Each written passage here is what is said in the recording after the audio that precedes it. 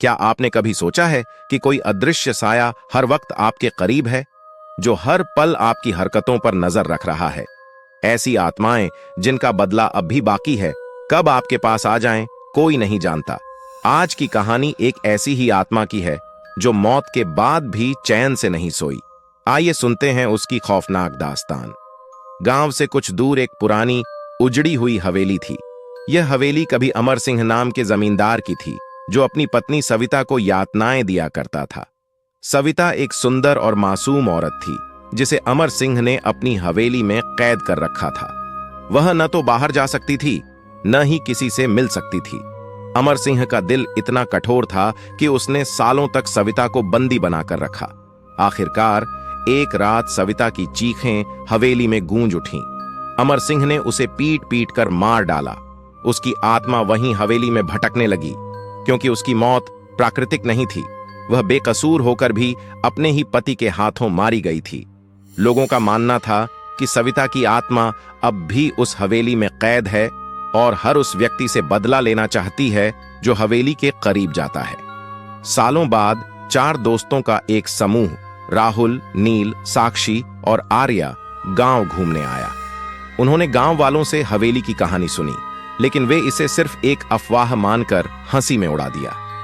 Adventure के शौकीन ये चारों दोस्त तय करते हैं कि वे उस हवेली में रात बिताएंगे। रात के अंधेरे में वे हवेली के दरवाजे तक पहुंचते हैं। हवेली की हालत जर्जर हो चुकी थी और अंदर का माहौल बेहद ठंडा और अजीब था। जैसे ही वे अंदर कदम रखते हैं, दरवाजे खुद ब खुद बंद हो जाते हैं। अचानक हवेली के एक कमरे से धीमी धीमी आवाजें सुनाई देने लगती हैं। वे आवाजें मानो उनके कानों में सीधी उतर रही थीं। राहुल ने हिम्मत करके उस कमरे का दरवाजा खोला।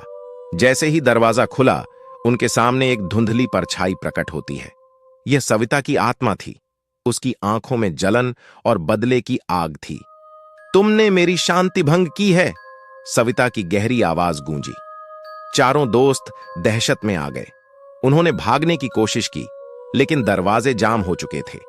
हवेली की दीवारें कांपने लगीं और आत्मा का प्रकोप चारों दोस्तों पर टूट पड़ा। एक एक करके वे डर के मारे कांपने लगे और घातक भ्रम देखने लगे। सविता की आत्मा ने उन्हें ऐसा डर दिखाया जिसे वे कभी भूल नहीं सकते थे। अगली सुबह गांव वालों को हवेली के पास सिर्फ एक टूटा हुआ कैमरा मिला। चारों दोस्तों का कोई पता नहीं चला। कहा जाता है कि सविता की आत्मा ने उनसे भी अपना बदला ले लिया। कहानी का अंत यही सिखाता है कि जो दिखता नहीं वो भी मौजूद हो सकता है।